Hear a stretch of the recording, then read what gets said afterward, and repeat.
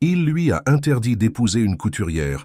Des années plus tard, il l'a vue à l'hôtel avec un autre millionnaire chinois. Si cette histoire vous intéresse, n'oubliez pas de vous abonner à notre chaîne et dites-nous de quelle ville vous nous regardez. Continuons. Le Paris des années 2020 conservait encore ses contrastes historiques, particulièrement dans le quartier du Sentier, cœur battant de l'industrie textile française. Parmi les rues animées remplies de boutiques, d'ateliers et d'usines, s'élevait l'imposant bâtiment de Textile Dubois, l'une des plus grandes entreprises du secteur en France. Son fondateur et président, Étienne Dubois, observait la ville par la fenêtre panoramique de son bureau au 30e étage. À 62 ans, Étienne portait sur son visage les marques d'un homme qui avait construit un empire de ses propres mains.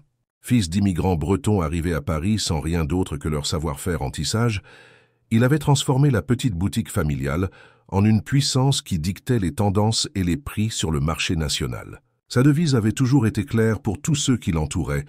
La position se gagne, le statut se maintient. Ce lundi matin commença comme tant d'autres, avec la réunion hebdomadaire du conseil d'administration. Aux côtés de son père, Mathieu Dubois, 30 ans, héritier unique de l'Empire, maintenait la posture élégante qu'il avait apprise dans les meilleures écoles privées d'Europe. Diplômé en gestion de HEC Paris et titulaire d'un MBA de Harvard, Mathieu était le reflet parfait des attentes paternelles, du moins en apparence. Et pour conclure, messieurs, je propose l'expansion vers le marché méditerranéen au prochain trimestre, conclut Mathieu, présentant des projections financières impressionnantes sur l'écran de la salle de réunion. Étienne acquiesça avec une approbation discrète, tandis que les directeurs applaudissaient avec enthousiasme. La réunion fut levée et père et fils restèrent seuls. « Excellente présentation, Mathieu, tu es prêt à assumer la vice-présidence. » Le jeune homme sourit, mais quelque chose dans ses yeux ne suivait pas l'expression de ses lèvres. « Merci, père. J'ai encore beaucoup à apprendre de toi. » Ne sois pas modeste. Dans 3 mois, tu assumeras officiellement tes fonctions, et dans 5 ans, je ne serai plus qu'au conseil, à te regarder tout diriger.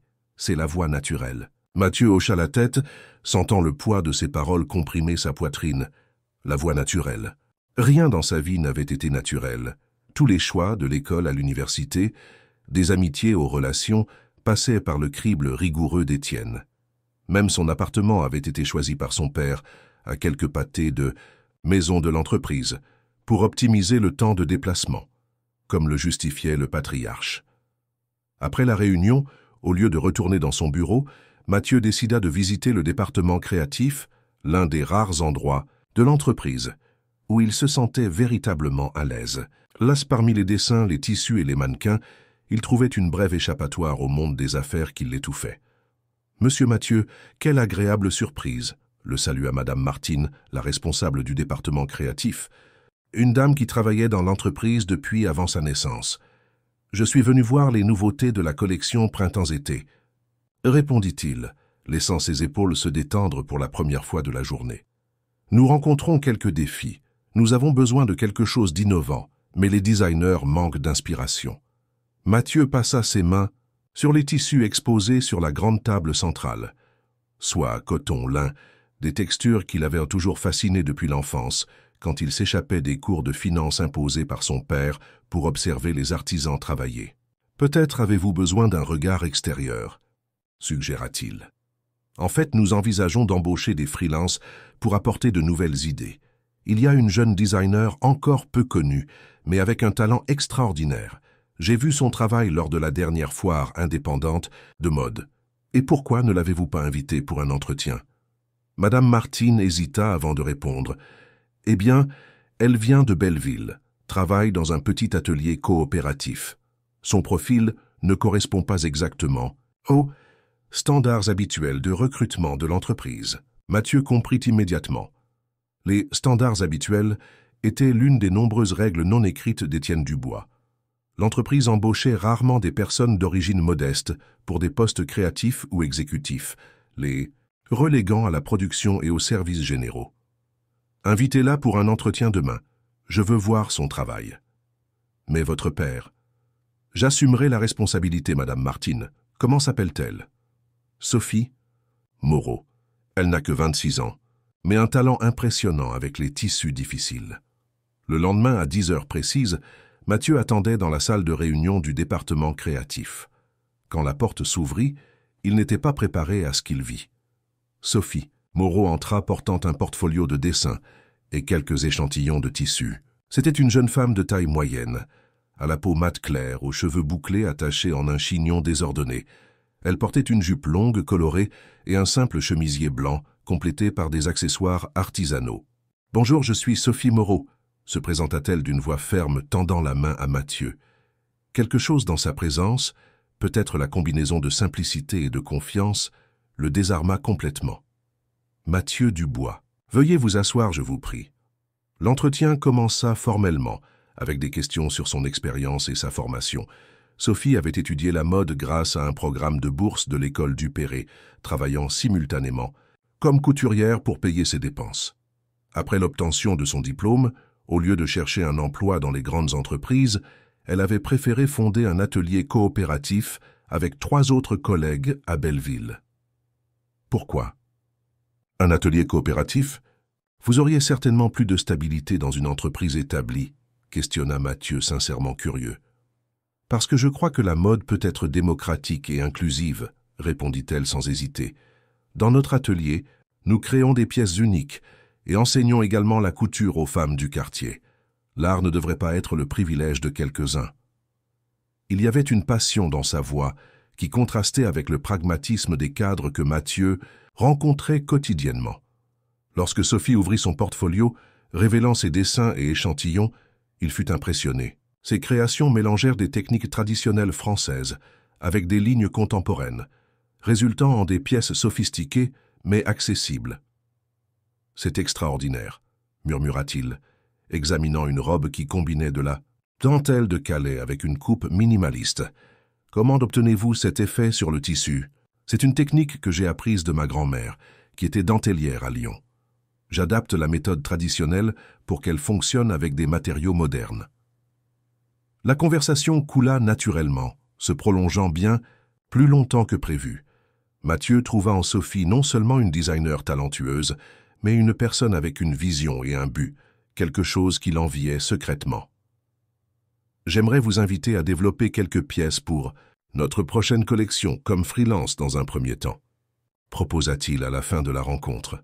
Les yeux de Sophie brillèrent de surprise. « Ce serait une grande opportunité, mais j'ai une condition, » répondit-elle à l'étonnement de Mathieu. « Toute pièce que je développerai pour Dubois doit être produite selon des pratiques équitables, avec une participation aux bénéfices pour les artisans impliqués. » Mathieu sourit, admiratif de son audace. « Ce n'est pas une négociation courante dans l'industrie de la mode, mademoiselle Moreau. Mes créations ne sont pas non plus courantes, monsieur Dubois. » Quelque chose changea en Mathieu à ce moment-là. L'assurance de cette jeune femme, son intégrité inébranlable même face à une opportunité que beaucoup accepteraient sans questionner, éveilla en lui une admiration immédiate. « Nous avons donc un accord, » conclut-il, lui tendant la main. Lorsque leurs doigts se touchèrent en une poignée de main ferme, aucun des deux n'imaginait que ce simple contact serait le début d'une histoire qui défierait non seulement les conventions sociales, mais transformerait à jamais le monde qui les entourait. Dans les semaines qui suivirent, Sophie devint une présence constante au département créatif de Textile Dubois. Son talent conquit rapidement le respect de l'équipe, et même les designers, les plus expérimentés, recherchèrent son opinion sur de nouvelles idées. Mathieu, quant à lui, trouvait de plus en plus de raisons de visiter le département, toujours avec une justification professionnelle qui ne trompait pas Madame Martine. Le jeune patron ne s'est jamais autant intéressé aux échantillons de tissu. Commenta-t-elle un après-midi avec Monsieur Laurent, responsable de la production depuis 3 décennies. Lors d'une de ses visites, Mathieu trouva Sophie seule dans l'atelier, concentrée sur une broderie délicate qu'elle appliquait sur un prototype de blazer. « Ça ne figurait pas dans le design original », observa-t-il en s'approchant. Sophie leva les yeux et un sourire illumina son visage. « Inspiration de dernière minute. Je me suis souvenu d'un motif que ma mère utilisait sur les couvertures qu'elle faisait quand j'étais enfant. » Mathieu tira une chaise et s'assit à côté d'elle, fasciné par la précision des points. « Où avez-vous appris à broder comme ça ?»« Dans la vie, Mathieu, ma famille a toujours travaillé dans la couture. Mon arrière-grand-mère était ouvrière dans une usine textile et a soutenu la famille comme couturière. Ma grand-mère cousait pour des dames à Lyon, et ma mère faisait des trousseaux pour compléter ses revenus. J'ai grandi entouré de tissus et d'aiguilles. La mention désinvolte de l'histoire familiale de Sophie fit réfléchir Mathieu sur les privilèges qu'il avait toujours eus. Alors qu'elle venait de générations qui avaient lutté pour leur survie, il avait grandi dans des hôtels particuliers, avec majordome et chauffeur. « Avez-vous déjà visité notre usine principale ?» demanda-t-il, voulant lui montrer davantage. « De l'univers de l'entreprise. Je n'en ai pas encore eu l'occasion. Nous pouvons y aller demain, si vous voulez. J'ai une réunion là-bas le matin et vous pourriez connaître le processus complet de production. » Le lendemain, tandis que Mathieu conduisait sa BMW décapotable dans les rues de Paris en direction de la banlieue Est, où se trouvait la principale unité de fabrication de l'entreprise, Sophie observait la ville se transformer progressivement. Les gratte-ciel du quartier financier cédèrent la place à des quartiers plus simples, avec de petits commerces et des maisons modestes. « C'est incroyable comme Paris semble être plusieurs villes en une », commenta-t-elle, se sentant étrangement à l'aise à ses côtés malgré les différences évidentes entre leurs mondes. « Je viens rarement dans cette partie de la ville », avoua Mathieu. « Ma vie a toujours tourné autour du même circuit, le 16e arrondissement, le bureau et occasionnellement la Côte d'Azur. Alors vous manquez le meilleur de Paris. L'âme de la ville est dans les quartiers, les marchés de rue, les petits restaurants familiaux, les improvisations musicales dans les squares. » Mathieu sourit, imaginant ce que ce serait de découvrir cet autre Paris à travers le regard de Sophie. La visite à l'usine se révéla être une expérience transformatrice. Pendant que Mathieu s'occupait de la réunion administrative, Sophie plongea dans l'univers de la production, conversant avec les couturières et les opérateurs de machines, apprenant chaque étape du processus. Quand ils se retrouvèrent, ses yeux brillaient de nouvelles idées. « Mathieu, vous avez un gaspillage significatif de chute qui pourrait être réutilisé dans une ligne durable. Les couturières m'ont montré elles-mêmes des techniques de patchwork qu'elles font chez elles avec les restes. » Son enthousiasme était contagieux, et Mathieu se retrouva engagé dans une discussion sur la durabilité et la réutilisation, des thèmes qui n'avaient jamais été prioritaires dans l'entreprise, traditionnellement axés sur le profit et l'expansion. « Allons déjeuner et vous me raconterez davantage cette idée, » suggéra-t-il. Au lieu du restaurant raffiné que Mathieu fréquentait les rares fois où il visitait la région, Sophie l'emmena dans un petit établissement familial à quelques pâtés de maison de l'usine, où de nombreux employés de Dubois déjeunaient quotidiennement. « Madame Jeanne, une table pour deux, s'il vous plaît », appela Sophie, saluant la propriétaire comme si elles étaient de vieilles connaissances. « Vous êtes déjà venu ici ?» demanda Mathieu, surpris. « Quelquefois, quand je visite des fournisseurs dans la région, ils servent le meilleur pot-au-feu de l'Est parisien. » Assise à la table simple couverte d'une nappe à carreaux, Mathieu observait Sophie interagir, naturellement avec les gens autour, si différente de lui, toujours formelle et distant. La nourriture était délicieuse, l'ambiance chaleureuse, et pour la première fois depuis longtemps, il se sentit véritablement détendu. « Vous semblez être une autre personne quand vous souriez ainsi », commenta Sophie, le prenant par surprise. « Comment ça ? Au bureau, vous gardez cette expression sérieuse, contrôlée. Ici, loin de tout cela, vous paraissez plus authentique. » L'observation toucha Mathieu profondément. Authentique. C'était exactement ce qu'il ne se sentait pas la plupart du temps.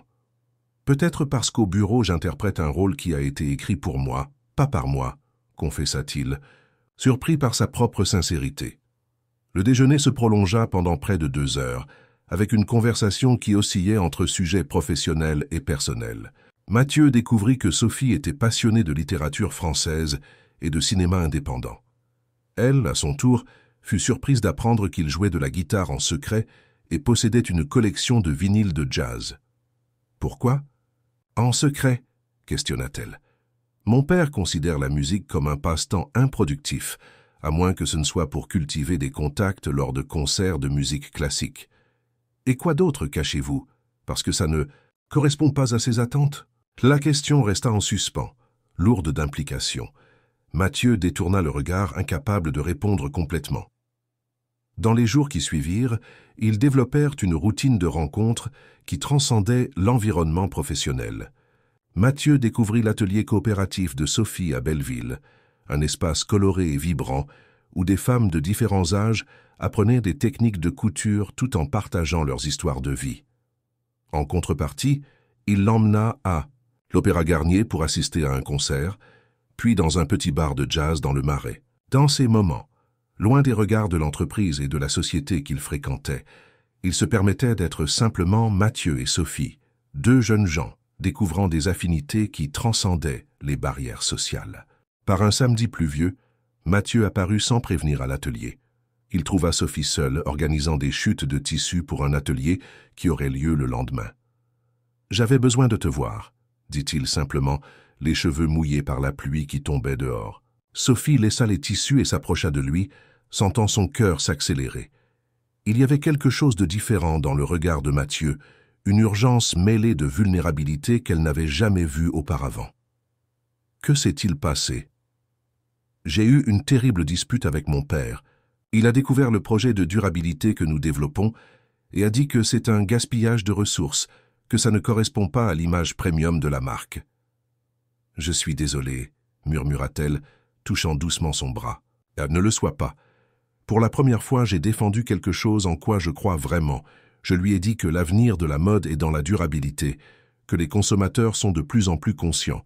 J'ai cité des données, des cas de réussite. » Et comment a-t-il réagi? Mathieu laissa échapper un rire amer. Il a dit que je suis influencé par des idées populistes depuis que j'ai commencé à travailler avec toi. Un silence pesant s'installa entre eux. Sophie fit un pas en arrière, soudainement consciente des implications de ses paroles. « Peut-être vaut-il mieux que je m'éloigne du projet pendant un moment », suggéra-t-elle d'une voix basse. « Non !» La véhémence dans la réponse de Mathieu les surprit tous les deux. « Je ne permettrai pas qu'ils définissent avec qui je travaille ou ce que je ressens. » Les derniers mots sortirent presque comme un murmure. Leurs regards se croisèrent, chargés d'une tension qui grandissait silencieusement entre eux depuis des semaines. « Mathieu, tu sais que c'est compliqué. Nous venons de mondes différents. Et alors, qu'est-ce que ça peut faire? Ça compte beaucoup dans ton monde. Tu vas diriger une entreprise où des personnes comme moi sont généralement juste des employés, jamais des partenaires égaux. » Mathieu s'approcha à nouveau, prenant ses mains entre les siennes. « Tiens, Sophie, depuis que je t'ai rencontrée, j'ai commencé à remettre en question tout ce que j'ai toujours accepté comme vérité absolue. Les valeurs de mon père, le fonctionnement de l'entreprise, mon propre avenir. Tu m'as montré qu'il existe un monde au-delà de celui dans lequel j'ai grandi, et je ne veux pas retourner dans la boîte où j'ai passé toute ma vie. » Avant qu'elle ne puisse répondre, il se pencha et l'embrassa. Un baiser doux et hésitant au début, qui s'approfondit quand Sophie y répondit, en roulant ses bras autour de son cou. Quand ils se séparèrent, haletants, la certitude qu'ils avaient franchi une ligne irréversible planait entre eux. « Ça va tout compliquer, » murmura-t-elle toujours dans ses bras, « ou simplifier. Pour la première fois de ma vie, je sais exactement ce que je veux. » Le bruit de la porte de l'atelier qui s'ouvrait interrompit le moment. Julie, l'une des associées de Sophie, entra en secouant un parapluie trempé. « Oups, désolé d'interrompre », dit-elle avec un sourire malicieux, observant les deux s'éloigner rapidement l'un de l'autre. Mathieu retrouva sa contenance, saluant Julie formellement, tandis que Sophie tentait de dissimuler la rougeur qui colorait ses joues. « Tiens, je dois partir », m'annonça-t-il à contre-cœur. « Mais pouvons-nous dîner plus tard ?»« Je t'appellerai », répondit Sophie, consciente des regards curieux de Julie. Lorsque Mathieu sortit, Julie s'approcha de son amie avec une expression sérieuse. « Sophie, fais attention. Je sais que ce n'est pas mes affaires, mais ce type est le fils d'un des hommes d'affaires les plus puissants et traditionnels de Paris. Des gens comme les Dubois n'acceptent généralement pas bien ceux qu'ils considèrent comme inférieurs à leur classe. Tiens, il est différent, Julie. Ils le sont tous jusqu'à ce que la famille interfère. Je ne veux simplement pas te voir blessée. » Sophie acquiesça, reconnaissant la préoccupation légitime de son amie. Mais dans son cœur, quelque chose lui disait que ce qui naissait entre elle et Mathieu était trop fort pour être facilement détruit par des conventions sociales. En même temps, une voix insistante dans son esprit se demandait si elle n'était pas naïve de croire que leur amour pourrait surmonter des barrières si profondément enracinées dans la société française. La nouvelle de la relation entre Mathieu et Sophie se répandit dans l'entreprise comme une traînée de poudre. Bien qu'ils essayèrent de rester discrets, Les regards échangés pendant les réunions et les déjeuners fréquents ne passaient pas inaperçus. Les employés se divisaient entre ceux qui trouvaient romantique ce conte de fées moderne et ceux qui pariaient sur combien de temps cela durerait avant qu'Étienne Dubois ne mette fin à cette histoire. La réponse vint plus tôt que beaucoup ne l'avaient prévu. Un jeudi matin, Mathieu fut convoqué d'urgence au bureau de son père. En entrant, il trouva Étienne debout près de la fenêtre, avec un dossier de documents sur le bureau. « Ferme la porte », ordonna le patriarche, sans se retourner. Mathieu obéit, sentant une tension familière remplir l'atmosphère. Il connaissait bien ce ton. C'était le même que son père utilisait avant de licencier des cadres ou d'annuler des contrats de millions d'euros. « Je reçois des rapports hebdomadaires sur tous les départements », commença Étienne, se retournant finalement pour faire face à son fils. « Normalement, j'ignore les commérages et les rumeurs, mais quand ils impliquent le futur président de la compagnie, je dois intervenir. » « De quoi parles-tu exactement, père ?» Étienne ouvrit le dossier sur la table, révélant des photos de Mathieu et Sophie à divers moments. Sortant ensemble de l'atelier, dînant dans un restaurant, marchant main dans la main au jardin du Luxembourg. « J'ai engagé une sécurité. Privée pour toi il y a des années, pour ta protection. Je ne m'attendais pas à ce qu'il m'apporte ce genre de matériel. » Mathieu sentit le sang bouillir dans ses veines, partagé entre l'indignation face à l'invasion de sa vie privée et l'instinct de protéger Sophie. « Tu m'as fait espionner, surveiller. C'est différent. Et apparemment, c'était une décision judicieuse. Que penses-tu faire, Mathieu? Cette jeune femme est une employée, une couturière d'origine douteuse. Car c'est une designer talentueuse, diplômée, avec une vision des affaires que beaucoup de tes directeurs n'ont pas, répondit Mathieu, contrôlant sa voix pour ne pas crier. Et origine douteuse, qu'est-ce que ça signifie? Qu'elle n'est pas née avec une cuillère d'argent dans la bouche comme nous? Étienne secoua la tête, comme s'il avait affaire à un enfant têtu. Tu sais très bien ce que je veux dire. Notre nom, notre position sociale, comporte des responsabilités. Les Dubois ne se mélangent pas avec n'importe qui depuis 3 générations. Nous avons construit des alliances stratégiques à travers des mariages appropriés. Des mariages appropriés? Mathieu laissa échapper un rire sec. Tu parles comme si nous étions au 19e siècle. Les principes qui ont bâti notre fortune ne changent pas avec le temps, fils. Ta mère venait d'une des familles les plus traditionnelles de Paris. Leur mariage a consolidé la position des Dubois dans la haute société parisienne et a abouti à un mariage malheureux qui s'est terminé par un divorce après des années d'apparence, rétorqua Mathieu, touchant la plaie que son père évitait toujours de mentionner. Étienne durcit son expression, la mâchoire tendue trahissant son irritation. Ne mélange pas les sujets. Nous parlons de ton avenir et de l'avenir de l'entreprise. Dans 3 mois, tu assumes la vice-présidence. Tu ne peux pas te permettre des scandales ou des associations inappropriées. Sophie n'est pas une association inappropriée. Je l'aime, père. Les mots sortirent avec une conviction qui surprit Mathieu lui-même. C'était la première fois qu'il verbalisait ses sentiments aussi clairement. Étienne observa son fils pendant de longues secondes, comme s'il le voyait, sous un jour nouveau, l'amour. Répéta-t-il finalement avec dédain. Tu crois savoir ce que c'est à 30 ans? L'amour ne construit pas d'empire, Mathieu. L'engagement, la stratégie et le sacrifice, oui. Peut-être que je ne veux pas d'un empire. La déclaration plana dans l'air comme un blasphème. Étienne s'approcha de son fils, les yeux étincelants de colère contenue. Tu as 2 options. Tu mets fin à cette relation absurde aujourd'hui même, ou tu oublies la vice-présidence et tout ce que j'ai construit pour toi pendant des décennies. Tu ne peux pas être sérieux. Je n'ai jamais été aussi sérieux de ma vie. Et ce n'est pas tout. Étienne retourna au bureau prenant un autre document. Si tu choisis cette fille, sache qu'elle sera également licenciée de l'entreprise. Je suis sûr que son talent trouvera sa place dans quelque atelier de confection, de fond de cours, plus adapté à son caniveau. La menace frappa Mathieu comme un coup physique. Sophie gagnait enfin une reconnaissance professionnelle, construisant son nom sur le marché. Être licencié de chez Dubois serait un recul dévastateur dans sa carrière. C'est du chantage, murmura-t-il. Ce sont les affaires, Mathieu. Quelque chose que tu as apparemment encore besoin d'apprendre. Tu as jusqu'à la fin de la journée pour me donner ta réponse. En sortant du bureau de son père avec les mains tremblantes, Mathieu se dirigea automatiquement vers la terrasse de l'immeuble. Il avait besoin d'air, d'espace pour réfléchir. La vue de la ville qui s'étendait à ses pieds, normalement réconfortante, semblait maintenant l'étouffer avec son infini labyrinthe de béton.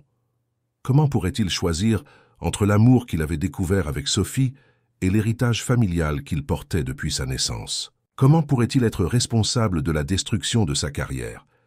Au département créatif, Sophie travaillait concentrée sur de nouveaux prototypes quand elle reçut un message de Mathieu lui demandant de le retrouver au café près de l'entreprise dans 15 minutes. Le ton urgent l'inquiéta, mais elle termina la couture sur laquelle elle travaillait avant de sortir. Le café Saint-Germain était un point de rencontre traditionnel d'hommes d'affaires et d'artistes, avec ses petites tables de marbre et son atmosphère européenne. Mathieu l'attendait déjà à une table discrète au fond, le visage pâle et tendu. « Il s'est passé quelque chose », dit-elle en s'asseyant, une affirmation, pas une question. Mathieu relata la conversation avec son père, essayant d'adoucir les mots les plus durs, mais étant honnête sur l'ultimatum reçu. Sophie écouta en silence, les yeux fixés sur la tasse de café qui refroidissait devant elle. « Alors c'est ça », dit-elle finalement, la voix basse mais ferme. « Nous sommes arrivés au point que je savais que nous atteindrions éventuellement. Sophie, je ne vais pas céder à son chantage. Je peux renoncer à la vice-présidence, chercher un autre emploi et jeter aux orties tout ce pour quoi tu as travaillé, l'héritage de ta famille. Mathieu, sois réaliste. Être réaliste, c'est reconnaître ce qui compte vraiment. Et tu comptes pour moi plus qu'un poste ou un nom. » Sophie tendit le bras par-dessus la table, touchant sa main avec délicatesse. « Tu dis ça maintenant, mais qu'en sera-t-il dans 5 ans, quand tu te rendras compte que tu as renoncé à tout pour une romance qui pourrait ne pas durer? Ne parle pas comme ça. Ce que nous avons est réel, c'est fort.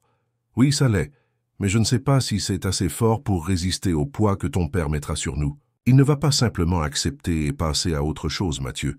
Il fera de notre vie un enfer. Ça m'est égal. » « Mais pas à moi, » répondit Sophie, les yeux embués.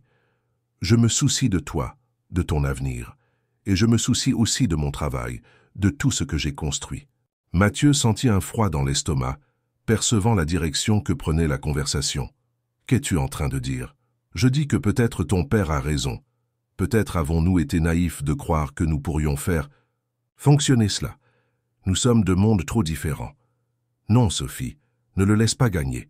Ne laisse pas ces barrières artificielles déterminer ce que nous pouvons ressentir, qui nous pouvons aimer. » Une larme solitaire coula sur son visage, qu'elle essuya rapidement. « Il ne s'agit pas seulement de nous, Mathieu. Pense aux autres femmes de l'atelier qui dépendent des contrats avec Dubois. Pense à ta mère, qui, tu m'as dit, a enfin trouvé la paix loin de ton père. Penses-tu qu'il ne l'atteindrait pas aussi d'une manière ou d'une autre ?» Mathieu sentit le poids de ces considérations. Son père était connu pour sa capacité à détruire des réputations et des affaires quand il était contrarié. Il ne doutait pas qu'il utiliserait tout son pouvoir et son influence pour punir quiconque était impliqué, si nécessaire. « Il doit y avoir une autre issue, » insista-t-il désespéré. « Peut-être dans le futur, » répondit Sophie, essayant de trouver un certain réconfort. « Quand tu seras fermement établi à la présidence, quand j'aurai ma propre marque consolidée, peut-être alors pourrons-nous reprendre d'un point de plus grande égalité. Cela pourrait prendre des années. Alors que ce soit des années. Si ce que nous ressentons est vrai, cela résistera au temps. » Mathieu savait que c'était un adieu déguisé en report. Il connaissait suffisamment Sophie pour comprendre qu'elle se sacrifiait pour lui, offrant une sortie honorable pour tous les deux. « Je ne peux pas accepter cela, » dit-il, la voix émue. « Ce n'est pas à toi d'accepter ou non, c'est ma décision aussi, et je l'ai déjà prise. » Sophie se leva, incapable de prolonger ce moment douloureux. « Je vais démissionner demain.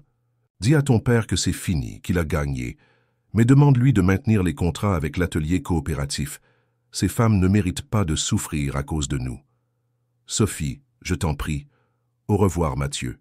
Sois heureux. » Elle se pencha, déposant un baiser léger sur ses lèvres, un baiser au goût de larmes et de promesses brisées, avant de se retourner et de marcher hors du café, le dos droit dans un dernier effort de dignité. Mathieu resta immobile, sentant comme si une partie de lui-même venait de partir avec elle. Autour de lui, le monde continuait. Des serveurs servaient les tables, Des hommes d'affaires discutaient d'affaires, des touristes prenaient des photos. Personne ne remarquait que, dans ce coin du café Saint-Germain, un cœur venait de se briser. Cette nuit-là, seul dans son appartement minimaliste avec vue sur le jardin du Luxembourg, Mathieu contempla son reflet dans le miroir de la salle de bain. L'homme qui le regardait en retour semblait un étranger. Yeux vides, expression défaite. Il avait cédé à la pression de son père, choisi la voie sûre, la voie attendue. Il avait fait le choix sensé. Pourquoi, alors, se sentait-il comme le plus grand raté du monde? À Belleville, Sophie pleurait dans les bras de Julie qui la consolait sans dire « Je te l'avais dit », bien que toutes deux sachent que cette fin était prévisible depuis le début. Entre les sanglots, Sophie essayait de se convaincre qu'elle avait fait le bon choix, le choix mature. « Ça passera », murmurait Julie, caressant ses cheveux, « et tu en sortiras plus forte, comme toujours. » Sophie acquiesça, essuyant ses larmes. Une idée commençait à se former dans son esprit. Elle ne permettrait pas à cette douleur de la détruire. Comme elle l'avait toujours fait dans la vie, elle transformerait la souffrance en carburant pour quelque chose de plus grand. 3 ans s'écoulèrent depuis la douloureuse séparation au café Saint-Germain. La ville de Paris continuait sa routine frénétique, indifférente au drame personnel qui se déroulait en son sein. Le temps implacable dans sa marche avait profondément transformé les vies de Mathieu et Sophie, qui suivaient désormais des trajectoires radicalement différentes. Mathieu Dubois, comme promis, avait pris la vice-présidence de l'entreprise familiale. Son visage apparaissait fréquemment dans les magazines d'affaires, toujours impeccable dans des costumes sur mesure, accompagnés de titres célébrant sa gestion innovante. Sous son influence, Textile Dubois s'était étendu sur le marché international, ouvrant des filiales à Milan et New York, et avait incorporé des pratiques durables qui lui avaient valu des prix de responsabilité environnementale, une petite victoire personnelle qu'il dédiait secrètement à Sophie. Dans son bureau au dernier étage de l'immeuble Dubois, Mathieu analysait des rapports financiers quand Émilie, son assistante, entra avec l'agenda du jour.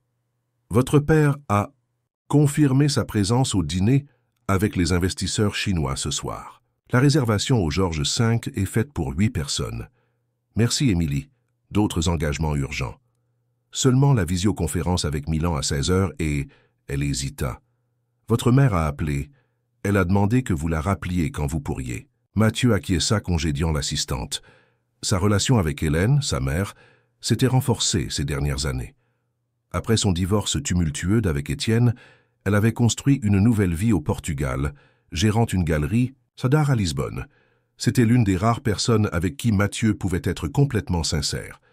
Prenant le téléphone, il composa le numéro international. « Mon fils », répondit Hélène avec son accent déjà légèrement portugais. « Comment va l'homme d'affaires le plus occupé de Paris ?»« Je survis, maman. Et toi, comment se passe l'exposition ?»« Merveilleusement bien. Nous avons vendu presque toutes les pièces à l'ouverture.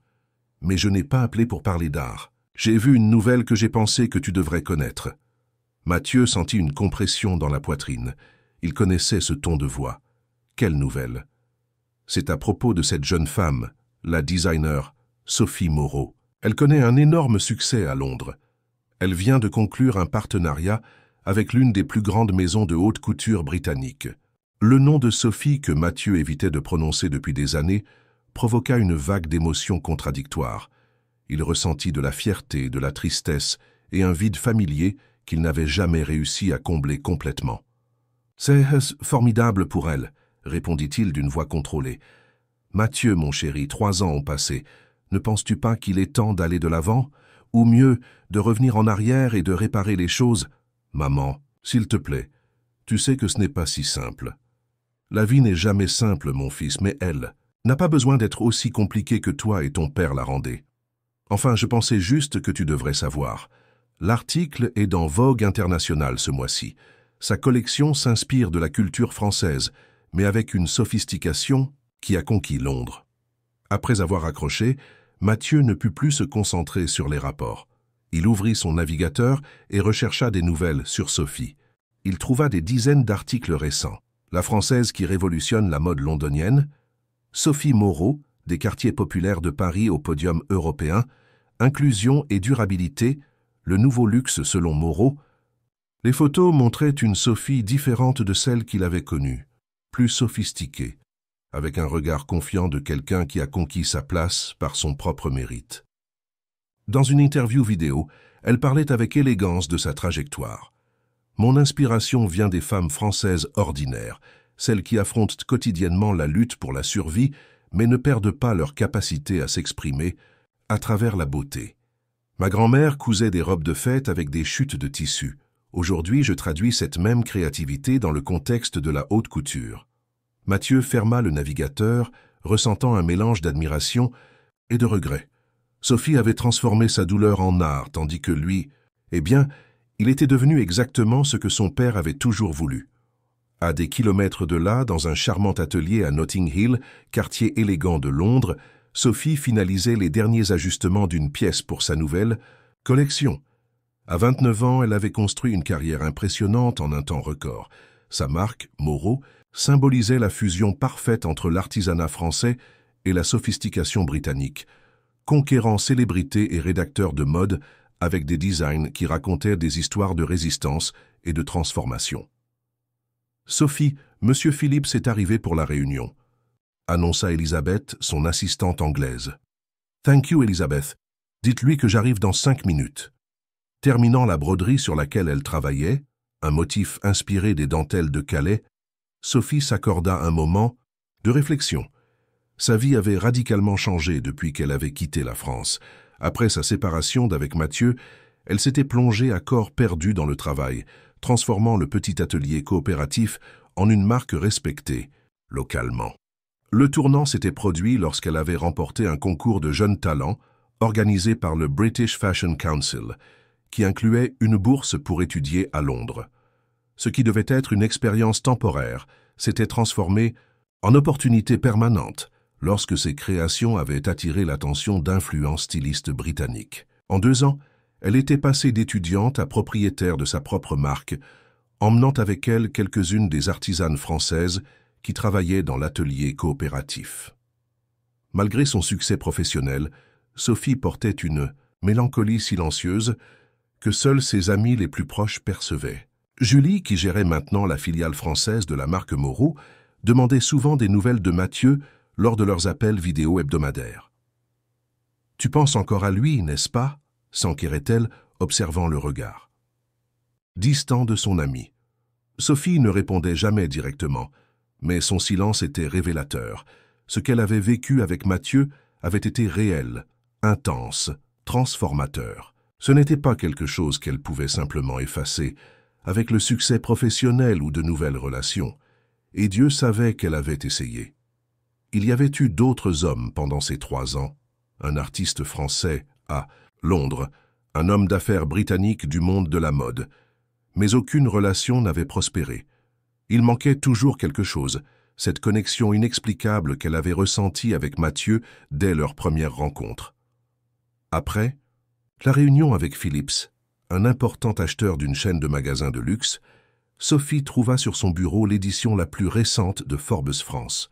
En couverture, le visage sérieux de Mathieu la regardait accompagné du titre « Le nouveau roi du textile », comment Mathieu Dubois révolutionne un empire traditionnel. Elisabeth, qui avait placé le magazine là, commenta nonchalamment « J'ai rencontré cet homme lors d'un événement à Milan le mois dernier. Très charmant, mais il semblait, comment dites-vous en français, seul dans la foule. » Sophie acquiesça, caressant involontairement l'image de Mathieu en couverture. Elle reconnaissait cette expression, le sourire poli qui n'atteignait pas les yeux, le regard légèrement perdu de quelqu'un qui n'est présent que physiquement. A-t-il une petite amie? La question s'échappa avant qu'elle ne puisse la retenir. Pas que je sache. On dit qu'il est très discret sur sa vie privée, un mystère pour la presse People. Ce soir-là, seule dans son appartement avec vue sur Hyde Park, Sophie lut l'article complet sur Mathieu. Le texte exaltait ses réussites professionnelles, soulignant comment il avait modernisé l'entreprise familiale, sans renoncer aux valeurs traditionnelles. Une phrase en particulier attira son attention. Quand on l'interroge sur sa vie personnelle et ses projets de mariage, l'héritier des Dubois élude avec élégance. « Mon objectif actuel est de consolider notre présence internationale. Le reste viendra en temps voulu. affirme-t-il avec le pragmatisme caractéristique de la famille. Sophie ferma le magazine, ressentant une pointe de tristesse.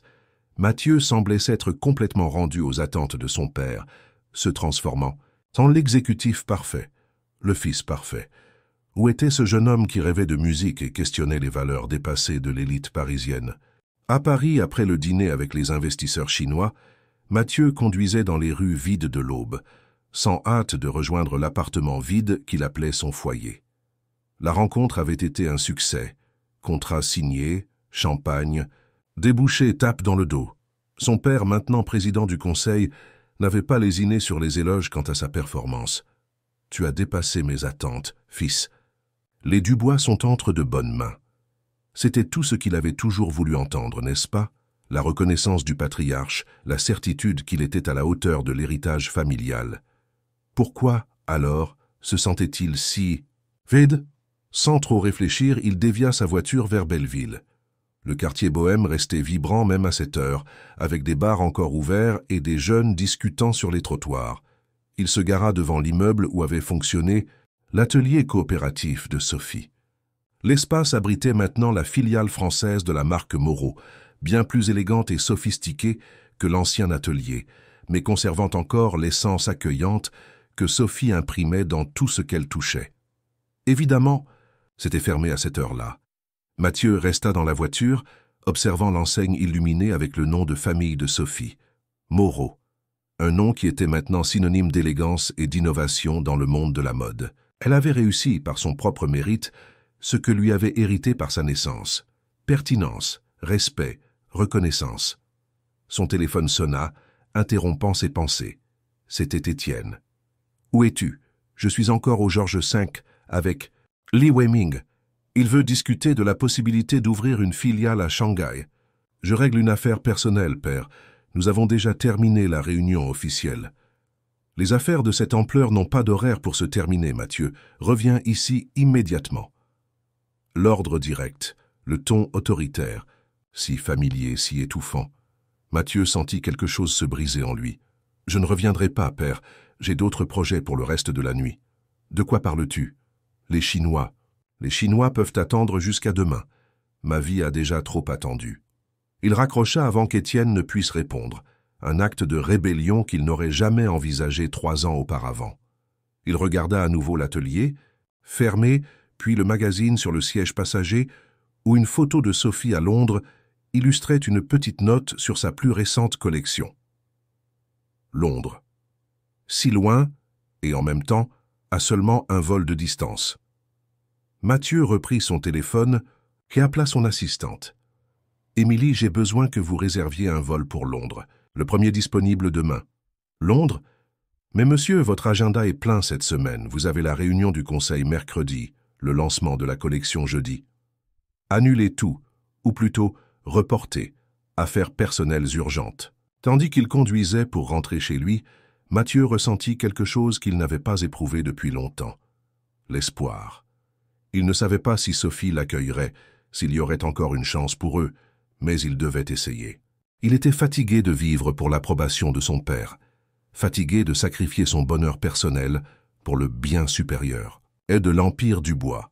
Ce qu'il ignorait, c'était qu'à ce moment précis, le destin préparait un revirement que ni l'un ni l'autre ne pouvait prévoir. Le Royal Albert Hall de Londres resplendissait sous le ciel nocturne, illuminé par de puissants projecteurs qui transformèrent la structure historique en une cathédrale de lumière. Des limousines s'alignaient à l'entrée, déversant célébrités, hommes d'affaires et figures de la haute société mondiale pour l'événement le plus attendu de la semaine de la mode de Londres, le défilé caritatif Pont culturel, qui réunissait des stylistes de différentes nationalités en faveur de l'éducation des enfants.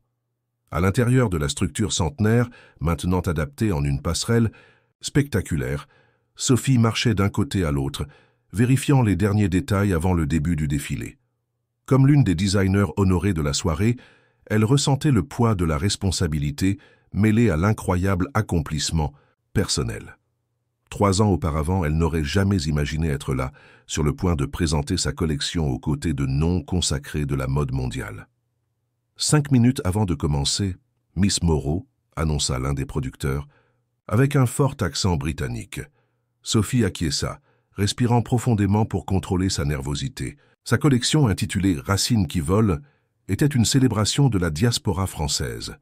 Des femmes qui, comme elle, avaient quitté leurs origines modestes pour conquérir le monde, mais en emportant l'essence de leurs racines. « Ce sera incroyable », garantit Julie venue spécialement de France pour l'événement. « Tu mérites chaque seconde de cette reconnaissance. » Dans le hall principal, les invités VIP commençaient à occuper leur place au premier rang. Parmi eux, discret dans son costume italien impeccablement taillé, se trouvait Antoine Lin, l'un des hommes d'affaires les plus influents du commerce franco-chinois, connu pour son œil avisé pour les investissements prometteurs et sa passion pour les arts. À 35 ans, Antoine avait bâti un empire impressionnant en connectant les producteurs français au marché asiatique. Fils d'immigrants chinois qui s'étaient établis à Paris dans les années 1980, il combinait le pragmatisme oriental avec la flexibilité française, un mélange qui s'avérait imbattable dans les affaires internationales. Son intérêt pour Sophie Moreau allait au-delà de l'admiration professionnelle. Ils s'étaient rencontrés 6 mois plus tôt, lors d'un événement de mode à Shanghai, et depuis lors maintenaient un contact fréquent, développant une amitié qui évoluait lentement vers quelque chose de plus. « Monsieur Lin, quel plaisir de vous avoir parmi nous ce soir », salua l'organisateur de l'événement, le conduisant à sa place privilégiée. « Miss Moreau sera ravie de votre présence. » Antoine sourit poliment, s'installant dans son siège. « Le plaisir est tout à moi. Le travail de Sophie mérite d'être célébré. » À quelques mètres de là, arrêté à l'entrée du Royal, Albert Hall avec une invitation VIP dans ses mains tremblantes, Mathieu Dubois tentait de rassembler le courage pour entrer. Il était arrivé à Londres il y a seulement 2 heures, venant directement de l'aéroport à l'événement, après avoir découvert, par hasard, que Sophie serait l'une des honorées de la soirée. Le plan original, l'appeler, demander une rencontre pour discuter, semblait maintenant puéril et inapproprié. Comment pourrait-il simplement téléphoner après 3 ans de silence? Que dirait-il? « Bonjour, c'est moi, l'homme qui a choisi l'entreprise familiale plutôt que notre amour ?» Un agent de sécurité s'approcha, interrompant ses pensées. « Monsieur, allez-vous entrer? L'événement est sur le point de commencer. » Mathieu acquiesça, remettant l'invitation. Une fois à l'intérieur de la magnifique salle, il fut conduit à sa place, ironiquement, à seulement 2 sièges de distance d'Antoine Lin, qu'il reconnut immédiatement des magazines d'affaires et des événements sociaux. Les lumières diminuèrent et une voix annonça le début du défilé en anglais, français et mandarin.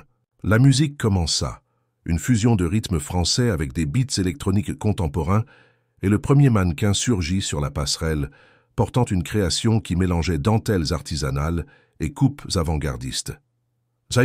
Chaque nouvelle pièce présentée, Mathieu sentait son cœur s'accélérer. Le travail de Sophie était dans chaque détail, dans chaque combinaison inattendue de textures et de couleurs. C'était comme si elle racontait une histoire à travers les tissus, son histoire, le parcours d'une femme qui a transformé les adversités en art. Lorsque tous les mannequins eurent terminé leur défilé, les designers furent appelés sur la passerelle pour les applaudissements finaux. Sophie apparut, radieuse dans une robe de sa création, qui combinait des éléments de tous les looks présentés, un véritable manifeste visuel de sa philosophie créative. Le public se leva pour une ovation. Mathieu resta immobile, incapable de détacher les yeux d'elle, ressentant un mélange de fierté, de regret et d'amour qui n'avait jamais diminué, s'étant seulement assoupi sous des couches d'engagement et d'attentes extérieures. Après le défilé, les invités VIP furent dirigés vers un cocktail exclusif, dans une zone adjacente, où ils pourraient converser avec les designers. Mathieu se déplaçait nerveusement entre les groupes de personnes, cherchant Sophie du regard. Il la repéra, finalement, entourée de journalistes et d'admirateurs, répondant aux questions avec l'aisance de quelqu'un qui s'était habitué au projecteur. De là où il se tenait, il pouvait entendre des fragments de son interview. « Mon inspiration vient des femmes françaises qui luttent quotidiennement. Chaque pièce raconte une histoire de dépassement. » Quand les journalistes s'éloignèrent enfin, Antoine Lin s'approcha de Sophie, lui tendant une coupe de champagne et un baiser sur la joue qui révélait leur intimité. Mathieu sentit une compression dans la poitrine en voyant le sourire sincère qu'elle offrit à l'homme d'affaires. « Tu étais absolument éblouissante », complimenta Antoine en français fluide avec un léger accent. « Tout Londres parlera de ce défilé pendant des semaines. »« Merci d'être venue, » répondit Sophie, sincèrement heureuse de sa présence. « Je sais combien ton agenda est chargé. Je n'aurais manqué cela pour rien au monde. D'ailleurs, concernant ce sujet dont nous avons parlé, j'ai déjà une réponse. » Mathieu ne put entendre le reste de la conversation, car un groupe de personnes passa entre eux, bloquant sa vision. Quand le chemin se dégagea à nouveau, il vit Sophie enlacer Antoine avec enthousiasme, visiblement émue par quelque chose qu'il avait dit. La scène fut comme un coup de poing à l'estomac. Était-il arrivé trop tard? Sophie avait-elle avancé, trouvé quelqu'un qui l'appréciait ouvertement, sans crainte des jugements sociaux? Mathieu était sur le point d'abandonner, de se diriger vers la sortie, quand leurs regards se croisèrent à travers la salle. Le monde autour sembla ralentir.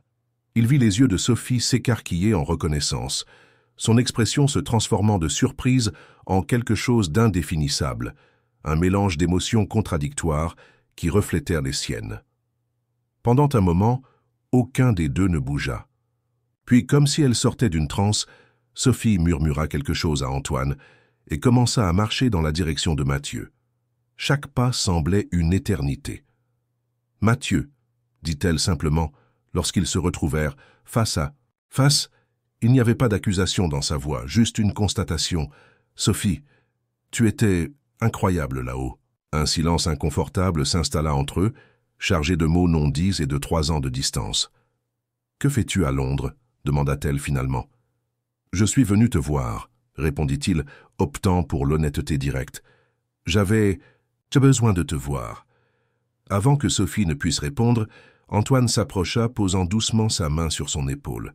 « Je ne voulais pas interrompre, mais les représentants de Vogue te cherchent, » dit-il avant de remarquer Mathieu. « Oh, pardon, je ne savais pas que tu étais en conversation avec quelqu'un. »« Antoine, voici Mathieu Dubois, » présenta Sophie, sa voix légèrement tendue. « Mathieu, voici Antoine Lin. » Les deux hommes se saluèrent d'une poignée de main formelle, s'étudiant mutuellement. Mathieu sentit une pointe de surprise en réalisant qu'il connaissait Antoine non seulement des magazines, ils s'étaient rencontrés lors de conférences d'affaires internationales. « Dubois de Textile Dubois ?» demanda Antoine, faisant « les connexions. Nous nous sommes rencontrés au Forum économique franco-chinois l'année dernière. »« Exactement, » confirma Mathieu. « Vous représentiez le conglomérat Lin. »« Quel petit monde !» commenta Antoine, regardant curieusement de Mathieu à Sophie. « Vous vous connaissez de Paris, j'imagine. » Un moment de tension plana dans l'air avant que Sophie ne réponde. « Mathieu a été mon employeur pendant une brève période, avant que je ne vienne à Londres. » La simplification blessa Mathieu comme une plaie rouverte, mais il maintint une expression neutre. En réalité, Sophie révolutionnait notre département créatif avant que Londres ne la découvre. Antoine acquiesça, percevant clairement qu'il y avait plus dans cette histoire que ce que les deux admettaient. « Bien, je ne veux pas interrompre vos retrouvailles. Sophie, je serai avec les représentants de Vogue quand tu auras terminé. » Lorsqu'il s'éloigna, Mathieu et Sophie se retrouvèrent à nouveau seuls au milieu de la foule. « Vous semblez proches, » commenta Mathieu, incapable de contenir la question implicite. « Nous sommes amis, » répondit Sophie délibérément vague. « Il a été un grand soutien pour mon travail. Nous venons de conclure un partenariat pour ouvrir une filiale de Moreau à Shanghai. Alors c'est ce que vous célébriez. » Oui, Sophie l'étudia intensément. « Mathieu, pourquoi es-tu vraiment ici? Après 3 ans, sans un mot, sans un contact ?» La question directe exigeait une réponse tout aussi directe. « Parce que j'ai commis la pire erreur de ma vie en te laissant partir », confessa-t-il, les mots sortant comme s'ils avaient attendu des années pour être prononcés. « Parce que j'ai construit tout ce que mon père a toujours voulu, mais j'ai perdu ce que je désirais vraiment. Parce que je t'aime toujours, Sophie. Je n'ai jamais cessé de t'aimer. » Sophie ferma brièvement les yeux, comme si les mots l'avaient atteinte physiquement. « Tu ne peux pas faire ça, » murmura-t-elle. « Tu ne peux pas apparaître comme ça après tout ce temps et t'attendre à ce que rien n'ait changé. Je sais que tout a changé. Tu as changé. J'ai changé. Mais ce que je ressens n'a pas changé. Et ton père, l'entreprise, toutes les raisons qui nous ont séparés existent toujours, Mathieu. » Je ne m'en soucie plus. Je suis prêt à renoncer à tout si nécessaire. Sophie fit un pas en arrière, secouant la tête. Ça, c'est injuste. Tu ne peux pas mettre ce poids sur moi maintenant que j'ai enfin reconstruit ma vie, maintenant que j'ai mon propre chemin. Un silence pesant s'installa entre eux, rempli par la musique ambiante et les conversations distantes. « Nous devons parler », dit finalement Mathieu. « Pas ici, pas maintenant, mais nous devons vraiment parler. » Sophie hésita, partagée entre la raison qui lui disait de garder ses distances et le cœur qui s'accélérait encore en sa présence. « Je serai au Savoy Hotel », continua-t-il, lui remettant une carte avec le numéro de sa chambre notée. « Je resterai à Londres 3 jours.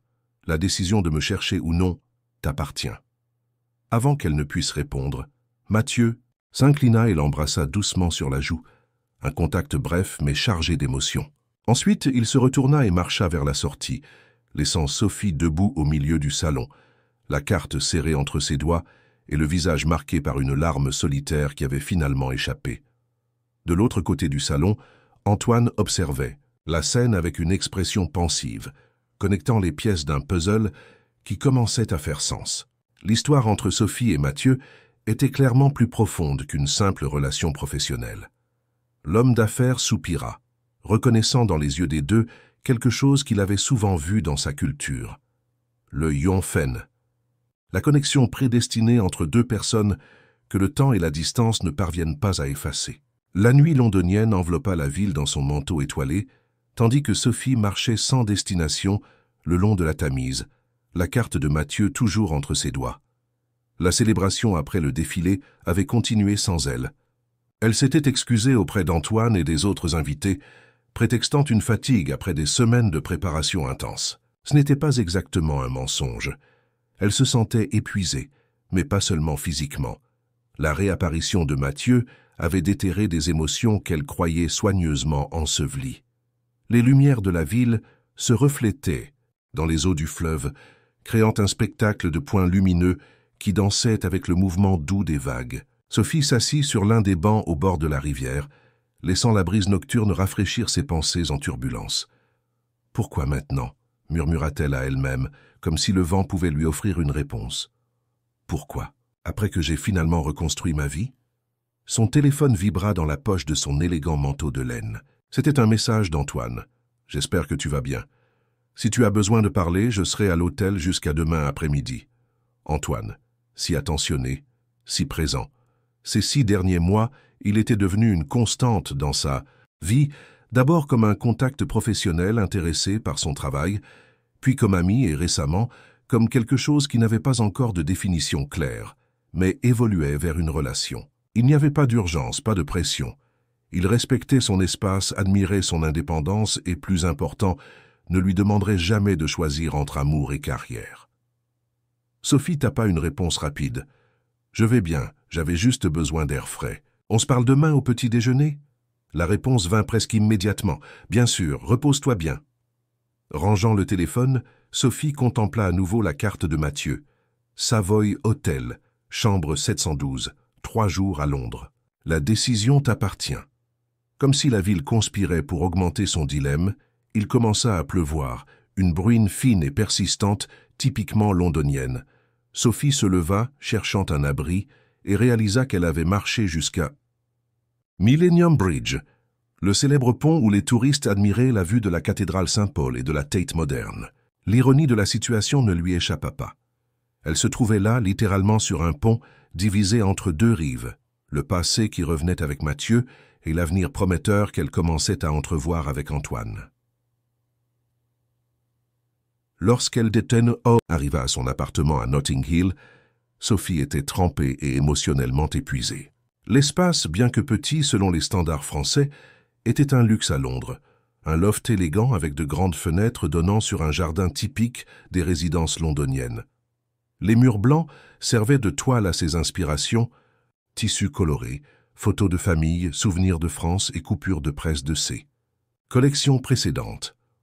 Après une douche chaude, elle enfila un pyjama confortable et prépara une tasse de camomille. Assise sur le canapé, les jambes croisées sous une couverture, elle se permit enfin de revivre les moments de cette soirée, le triomphe du défilé l'émotion du partenariat avec Antoine et surtout le choc de voir Mathieu. Ce qui la perturbait le plus n'était pas seulement sa présence inattendue, mais la constatation que, malgré les années et la distance, son cœur réagissait encore à lui. Quand leurs regards s'étaient croisés à travers la salle, c'était comme si le temps s'était figé, la transportant à ses mois intenses à Paris. « Je t'aime toujours, Sophie. Je n'ai jamais cessé de t'aimer. » Les mots de Mathieu résonnaient dans son esprit. Étaient-ils sincères ou simplement le résultat d'une crise existentielle? Mathieu avait tout maintenant, la vice-présidence, le respect de son père, l'empire qu'il avait toujours été destiné à diriger. Pourquoi renoncerait-il à tout cela maintenant? Le téléphone sonna à nouveau, interrompant ses pensées. Cette fois, c'était Julie, probablement désireuse de savoir comment s'était passé le reste de la soirée. « Sophie, comment ça? C'est passé? Tout le monde a aimé la collection? » « C'était incroyable, Julie, » répondit Sophie, essayant d'insuffler de l'enthousiasme dans sa voix. « Mieux que nous aurions pu l'imaginer. »« Je le savais. J'ai vu quelques photos qui circulent déjà sur les réseaux sociaux. Tu as été formidable, ma chérie. Et Antoine, il a officialisé le partenariat pour Shanghai? » « Oui, tout est confirmé. Nous commençons le projet au prochain trimestre. » Il y eut une pause, et Sophie pouvait presque voir l'expression méfiante de Julie à l'autre bout de la ligne. « Que s'est-il passé? Ta voix est étrange. » Sophie hésita. Julie était sa meilleure amie, la personne qui était restée à ses côtés dans les moments les plus difficiles, y compris la séparation d'avec Mathieu. S'il y avait quelqu'un avec qui elle pouvait être complètement honnête, c'était elle. Mathieu est apparu au défilé. Silence absolu de l'autre côté, suivi d'une exclamation de surprise. « Mathieu Dubois? À Londres? Comment ça? » « Il est venu me voir, Julie. Il a dit qu'il a commis la pire erreur de sa vie en me laissant partir, qu'il m'aime toujours. »« Mon Dieu, » murmura Julie. « Après 3 ans, qu'as-tu répondu? »« Rien, pratiquement. J'étais sous le choc. Il m'a donné la carte. De l'hôtel où il est descendu, a dit qu'il resterait à Londres 3 jours, et que la décision de le chercher ou non m'appartenait. « Tiens, tu vas y aller ?» La question plana dans l'air, lourde d'implications. Sophie ferma les yeux, essayant d'organiser ses pensées. « Je ne sais pas. Une partie de moi veut y aller, écouter ce qu'il a à dire. Une autre partie a peur de déterrer tout cela, de me blesser à nouveau. Sarah Antoine, où se place-t-il dans tout ça ?» La question frappa Sophie comme un seau d'eau froide. Antoine, si solide, si présent, lui offrant un chemin sûr vers l'avenir. « Il ne mérite pas d'être impliqué dans cette confusion, » répondit-elle finalement. « C'est un homme extraordinaire, Julie. N'importe quelle femme serait chanceuse de l'avoir. Mais tu n'es pas n'importe quelle femme, Sophie, et à ton ton de voix, on dirait que ton cœur appartient encore à quelqu'un d'autre. » La conversation se poursuivit encore un moment, Julie offrant des conseils réfléchis, mais précisant qu'au final, la décision devait venir du cœur de Sophie. Quand elles raccrochèrent, la designer se sentit à la fois soulagée d'avoir partagé son dilemme et encore plus confuse sur la marche à suivre. La nuit avança et le sommeil ne vint pas. À 3 heures du matin, dans un élan, Sophie prit un morceau de papier et commença à lister les pour et les contre de chaque situation. Un exercice qui l'aidait toujours à prendre des décisions difficiles. À sa grande frustration, la liste n'apporta pas de clarté. Les questions du cœur se rendaient rarement à la logique froide des chiffres. Le lendemain matin, après une nuit de sommeil agité, Sophie retrouva Antoine pour le petit déjeuner dans l'élégant restaurant de l'hôtel où il séjournait. L'homme d'affaires l'accueillit avec un sourire chaleureux et un baiser léger sur la joue. « Tu sembles fatigué, » observa-t-il, tandis qu'il s'asseyait. « Le défilé t'a beaucoup demandé. »« Je n'ai pas bien dormi, » admit-elle, acceptant la tasse de café qu'il lui servait. « Beaucoup d'adrénaline encore en circulation, je suppose. » Antoine acquiesça, bien que ses yeux perspicaces suggéraient qu'il soupçonnait qu'il y avait plus derrière cette insomnie. « Alors, Shanghai, » commença-t-il, essayant d'animer la conversation. « Tu as déjà des idées pour la boutique? J'ai pensé à un espace dans le quartier de Xintiandi qui mélange l'architecture traditionnelle chinoise avec des touches contemporaines. Ça correspondrait parfaitement à ton esthétique. » Sophie essaya de se concentrer sur les détails du projet, sur les plans ambitieux qu'ils avaient tracés ensemble. C'était une opportunité extraordinaire, fruit de son travail acharné et de la confiance qu'Antoine plaçait dans son talent. Au milieu de la conversation, il couvrit sa main de la sienne, un geste simple, mais chargé de signification. « Sophie, je sais que quelque chose te préoccupe depuis hier soir. Ça a un rapport avec ce Français, n'est-ce pas? Mathieu Dubois. » La question directe l'a pris par surprise. Antoine avait toujours été perspicace dans les affaires, mais sa sensibilité aux questions émotionnelles était tout aussi impressionnante. « Comment as-tu... » La façon dont vous vous êtes regardés, la tension entre vous. Ce n'était pas difficile de percevoir qu'il y a une histoire là-bas. Sophie soupira, se sentant soudainement épuisée de maintenir les apparences. « Nous avons eu une relation il y a 3 ans à Paris. Ça s'est terminé quand, quand les différences sociales entre nous sont devenues un obstacle insurmontable. Ou du moins, c'est ce que nous pensions à l'époque. » Antoine écouta attentivement, tandis qu'elle relatait son histoire avec Mathieu. La rencontre dans l'entreprise, l'épanouissement de l'amour malgré les différences, l'opposition farouche d'Étienne Dubois et la douloureuse séparation qui l'avait mené finalement à Londres. « Et maintenant il apparaît disant qu'il a commis une erreur, » conclut Antoine, comprenant la situation, « qu'il est prêt à tout abandonner pour toi. » Sophie acquiesça, honteuse d'avoir cette conversation avec quelqu'un qui, ces dernières semaines, avait commencé à occuper une place spéciale dans sa vie. « Antoine, je suis vraiment désolé. Tu ne méritais pas d'être impliqué dans cette confusion. » À sa surprise, il sourit. Pas un sourire amer ou rancunier, mais véritablement compréhensif. « Sophie, quand mes parents ont quitté la Chine pour recommencer en France, ils m'ont enseigné un concept appelé Yuanfen. C'est quelque chose comme le destin mais plus spécifique. Ça fait référence aux connexions prédestinées entre personnes qui, malgré le temps et la distance qui les séparent, trouvent des moyens de se reconnecter. » Il fit une pause, prenant une gorgée de café avant de continuer. « Hier soir, quand je vous ai vu vous regarder à travers la salle, j'ai reconnu le Yuanfen. Il y a quelque chose d'inachevé entre vous, quelque chose qui a besoin d'une résolution. » « Mais nous, » demanda Sophie, sincèrement confuse par sa réaction, « nous commencions quelque chose. Et cela peut continuer, si c'est ce que ton cœur désire vraiment. Mais je ne veux pas être un chapitre de transition dans ton histoire, Sophie. Soit nous construisons quelque chose de vrai ensemble, soit nous restons amis et partenaires d'affaires. » La sincérité d'Antoine la toucha profondément. Dans un monde où les relations personnelles se mélangeaient fréquemment avec des intérêts professionnels, son intégrité était rare et précieuse. « Que dois-je faire ?» demanda-t-elle, plus pour elle-même que pour lui. « Je crois que tu le sais déjà, » répondit-il doucement. « Va, parle avec lui. Découvre si ce que vous aviez ou avez mérite d'être sauvé. Quel que soit le résultat, je serai là comme ton ami et partenaire. La boutique à Shanghai se fera de toute façon. Ta brillante carrière ne dépend pas de tes choix personnels, du moins pas avec moi. » Sophie sentit des larmes dans ses yeux, émue par la générosité de cet homme extraordinaire. « Merci, » murmura-t-elle, serrant sa main. Quelques heures plus tard, Sophie se tenait devant le Savoy Hotel, le cœur battant fort contre sa poitrine. Après de longues promenades dans les rues de Londres et beaucoup de réflexions, elle était arrivée à la conclusion qu'elle devait au minimum écouter ce que Mathieu avait à dire. Elle se le devait. Elle devait cela à l'amour qu'ils avaient vécu et peut-être à l'avenir qu'ils pourraient encore construire. D'un pas décidé, elle entra dans l'élégant hall art déco de l'hôtel. Dans l'ascenseur, tandis qu'elle montait au 7e étage, elle répéta mentalement ce qu'elle dirait. Mais quand la porte de la chambre 712 s'ouvrit, révélant Mathieu, cheveux en désordre, yeux marqués par une nuit de mauvais sommeil et une expression de surprise et de soulagement en la voyant, toutes les paroles soigneusement préparées, disparurent. « Tu es venu » dit-il simplement, comme s'il n'en croyait pas ses yeux.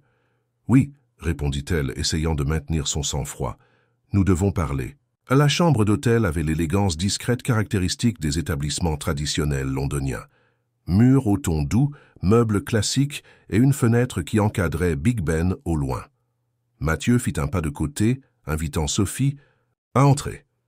L'espace, bien qu'ample pour les standards européens, semblait soudainement petit avec sa présence. « Tu veux un café ? Ou quelque chose de plus fort peut-être » offrit-il, essayant de briser la tension initiale. « Le café, c'est bien » répondit Sophie, choisissant de rester debout tout en observant la chambre. Sur le bureau, elle remarqua divers documents éparpillés et l'ordinateur portable ouvert, signe que Mathieu continuait à travailler même à des milliers de kilomètres de Paris. Tandis qu'il préparait le café sur la petite machine disponible, dans la chambre, Sophie s'approcha de la fenêtre. Londres s'étendait en dessous, éblouissante sous le ciel nuageux de l'après-midi, si différente de Paris, mais tout aussi fascinante dans sa complexité. « Tu le préfères toujours sans... »« Sucre ?» demanda Mathieu, lui tendant une tasse.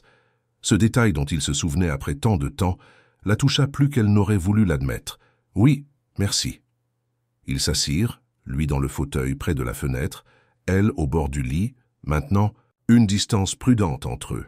« Alors ?» commencèrent-ils simultanément, s'interrompant avec des sourires gênés.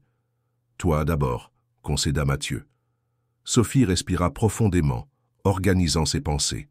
« Je veux comprendre ce que tout cela signifie, Mathieu. Après 3 ans sans aucun contact, tu apparais au plus grand événement de ma carrière en disant que tu as commis une erreur, que tu m'aimes encore. Pourquoi maintenant? Qu'est-ce qui a changé ?» Mathieu posa sa tasse sur la table latérale, choisissant soigneusement ses mots. Tout et rien en même temps. Professionnellement, j'ai obtenu tout ce qui était programmé pour moi. J'ai assumé la vice-présidence, étendu l'entreprise à l'international, gagné le respect du marché et, plus important, l'approbation de mon père. Il fit une pause, son regard se perdant momentanément dans le paysage au-delà de la fenêtre. Mais chaque conquête me laissait plus vide, chaque éloge sonnait plus creux. « Cela ne répond pas à ma question », insista Sophie. « Pourquoi maintenant ?»« Parce que j'ai enfin eu le courage, » admit-il. « Il y a 2 jours, j'ai vu ta photo dans un magazine. Tu étais à un événement à Londres, souriant de cette façon qui illumine tes yeux. Le texte mentionnait ton succès, comment tu avais révolutionné la scène de la mode avec des designs qui célèbrent la diversité et l'héritage culturel français. Et à ce moment-là, tout est devenu clair. Pendant que je suivais un chemin tracé par d'autres, tu créais le tien. Pendant que je me conformais, tu transformais. » Sophie sentit l'émotion grandir dans sa poitrine, mais maintint une expression contrôlée. « Alors c'est ça? Une crise existentielle?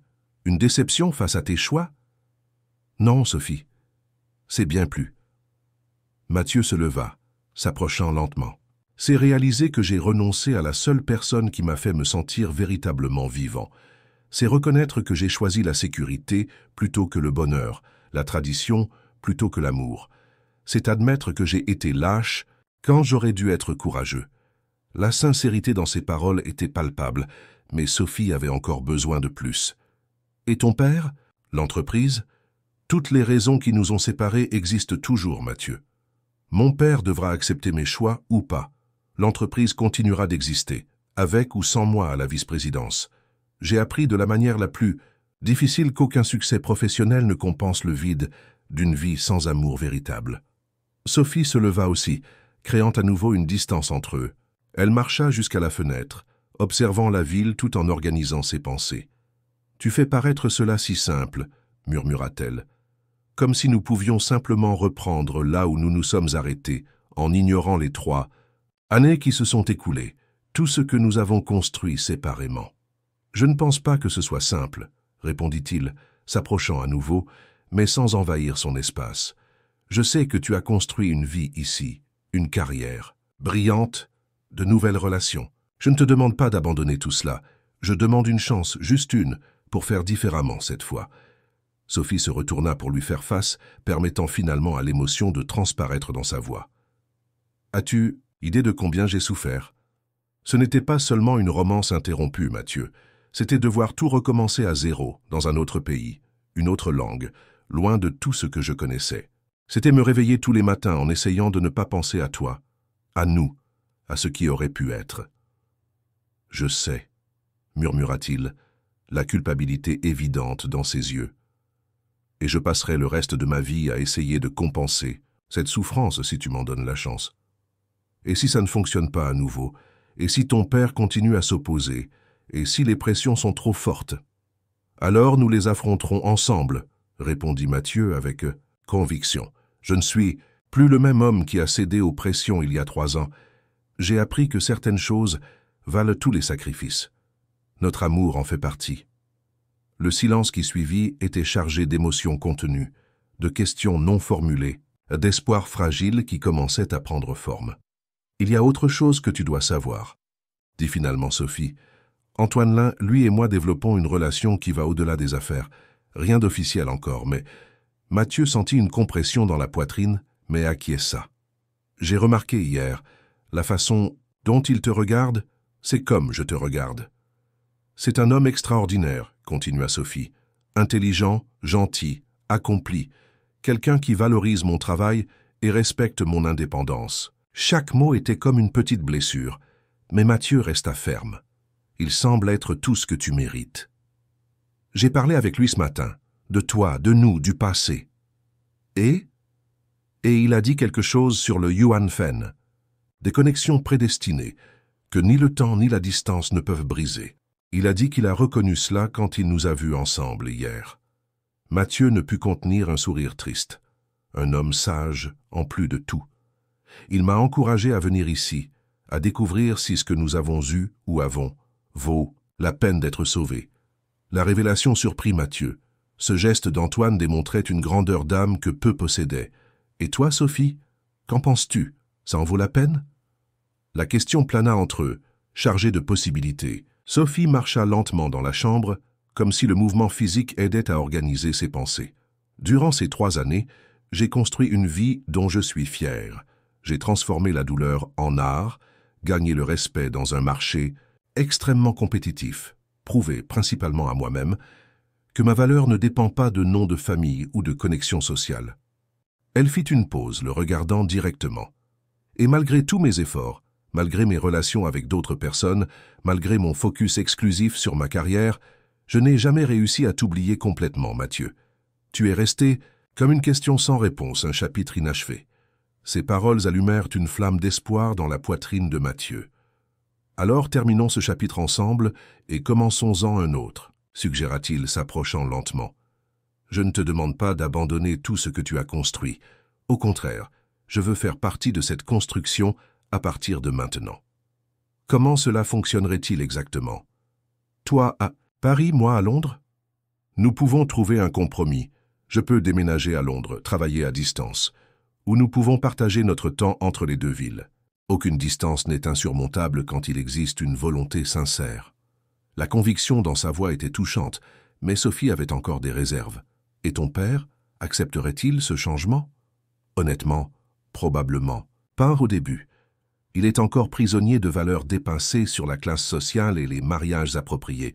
Mais cela n'a plus d'importance pour moi. Si je dois choisir entre son approbation et une vie avec toi, je n'hésiterai pas cette fois. Sophie s'approcha, touchant doucement le visage de Mathieu, comme pour vérifier s'il était réel. Il y a 3 ans, j'ai dit que peut-être, dans le futur, quand tu serais fermement établi à la présidence et que j'aurais ma propre marque consolidée, nous pourrions essayer à nouveau. Il semble que ce futur soit arrivé plus tôt que nous ne l'imaginions. Mathieu couvrit sa main de la sienne, sentant la chaleur familière qui lui avait tant manqué. « Cela signifie que nous gagnons du temps », murmura-t-il. Les yeux de Sophie brillaient de larmes contenues, non de tristesse, mais d'émotions pures, de possibilités renouvelées. « Ce ne sera pas facile », avertit-elle. « Nous avons tous 2 changé, grandi séparément. Nous devrons réapprendre l'un l'autre. Chaque jour à tes côtés sera une découverte que j'attends avec joie. » Lentement, comme si le temps ralentissait autour d'eux, leurs visages se rapprochèrent. Le baiser qui scella ce nouveau commencement fut délicat, chargé de souvenirs et de promesses, un pont entre le passé qu'ils avaient partagé et le futur qu'ils construiraient ensemble. 3 mois plus tard, l'hôtel particulier des Dubois, dans le 16e arrondissement, était décoré pour un événement exceptionnel. Dans le vaste jardin, sous des tentes élégantes, se réunissaient des figures éminentes de la société parisienne, des hommes d'affaires influents et des noms importants de la mode nationale et internationale. L'occasion, le lancement officiel du partenariat entre Textile Dubois et la marque Moreau, intitulé Pont culturel, une ligne de tissus durables et de pièces exclusives qui combinait la tradition manufacturière de l'entreprise centenaire avec la vision innovante de la designer qui avait conquis Londres. Au centre du jardin, sous une pergola décorée de fleurs, Mathieu et Sophie recevèrent les invités côte à côte. Elle, éblouissante dans une robe de sa propre création qui mélangeait dentelle traditionnelle française et coupe contemporaine. Lui, élégant dans un costume bleu marine qui complétait parfaitement son look. Parmi les invités spéciaux, Antoine Lin circulait avec aisance, conversant avec animation sur les perspectives d'expansion de la marque vers le marché asiatique. Sa présence, loin de créer de la gêne, symbolisait la maturité émotionnelle et professionnelle de tous les impliqués. Dans un coin plus réservé du jardin, Étienne Dubois observait la scène avec une expression contemplative. Les derniers mois avaient été un véritable tourbillon dans sa vie. La décision de Mathieu de renoncer à la vice-présidence pour suivre Sophie à Londres avait provoqué la plus grande crise familiale depuis des décennies.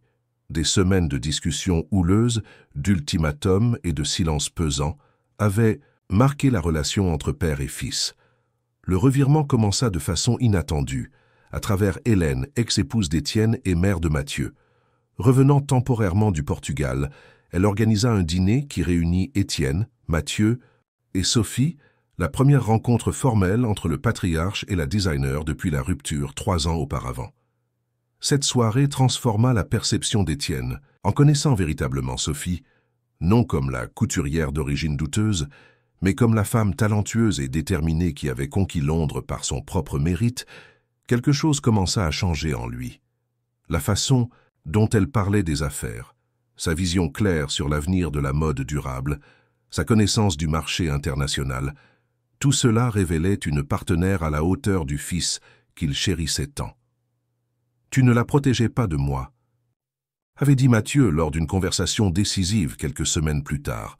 « Tu protégeais ton propre préjugé, ta vision limitée d'un monde qui n'existe plus. » Ces paroles, dures mais vraies, provoquèrent la plus profonde réflexion dans la vie d'Étienne. À 65 ans, il commençait à remettre en question des valeurs qu'il avait toujours considérées comme absolues, à reconnaître que le monde au-delà de ses cercles traditionnels était bien plus riche et complexe qu'il ne l'imaginait. La goutte d'eau fut quand la proposition de partenariat entre Dubois et Moreau arriva entre ses mains, accompagnée de projections financières impressionnantes et de lettres de soutien d'importants acteurs du marché international. Les chiffres ne mentent pas. Cette union, au-delà de son sens émotionnel pour son fils, représentait une opportunité d'affaires extraordinaire. Maintenant, observant le couple recevoir compliments et félicitations, Étienne ressentait un mélange complexe d'émotions. Fierté pour le fils qui avait eu le courage de suivre son cœur, admiration pour la femme qui avait conquis sa place par son propre mérite, et surtout une compréhension tardive que l'amour véritable transcendait. Les barrières sociales, culturelles et économiques. S'approchant du couple, Étienne tout sauta légèrement pour attirer leur attention. La presse demande une photo officielle de la famille Dubois avec la nouvelle « partenaire », dit-il, choisissant soigneusement ses mots. Mathieu et Sophie échangèrent des regards, surpris. C'était la première fois qu'Étienne se référait à elle comme faisant partie de la famille, bien que de façon indirecte. « Bien sûr, père », répondit Mathieu, plaçant son bras autour de la taille de Sophie. « Nous sommes prêts. » Tandis qu'il posait pour les caméras, Étienne au centre, Mathieu et Sophie à ses côtés, le patriarche surprit tout le monde en murmurant « Vous avez prouvé que j'avais tort. Et pour la première fois de ma vie, je suis heureux d'avoir été vaincu. » Sophie sourit, émue par l'admission qui avait tant coûté à l'orgueilleux homme d'affaires. À ce moment, sous les flashs des appareils photos, une nouvelle page commençait à s'écrire dans l'histoire des Dubois. Une histoire où tradition et innovation, pouvoir et sensibilité, passé et futur, s'entrelaçaient comme les fils d'un tissu à la fois résistant et flexible. Plus tard dans la soirée, quand la plupart des invités étaient déjà partis, Mathieu et Sophie marchaient main dans la main dans le jardin illuminé. Ils s'arrêtèrent sous un vieux tilleul, dont les branches formaient un dais naturel au-dessus de leur tête.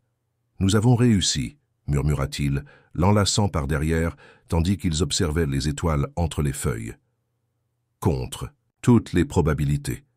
Nous avons encore des défis devant nous, » rappela-t-elle en souriant. « Paris, Londres, l'expansion vers Shanghai, la collection d'hiver. Mais nous les affronterons ensemble, compléta Mathieu. Comme cela aurait dû être depuis le début. Tournant pour lui faire face, Sophie toucha son visage avec tendresse. Tu sais ce que j'aime le plus dans les tissus? La façon dont différentes filles, avec des couleurs et des textures distinctes, peuvent s'entrelacer pour créer quelque chose de nouveau, quelque chose de beau. Quelque chose qui ne serait pas possible si chaque fil restait isolé. Comme nous, acquiesça Mathieu, embrassant doucement la paume de sa main. Comme nous. Différents, mais complémentaires. Plus forts ensemble que séparés. Sous le ciel étoilé de Paris, ils scellèrent cette promesse par un baiser. Non pas une fin heureuse, mais le début d'un voyage partagé, un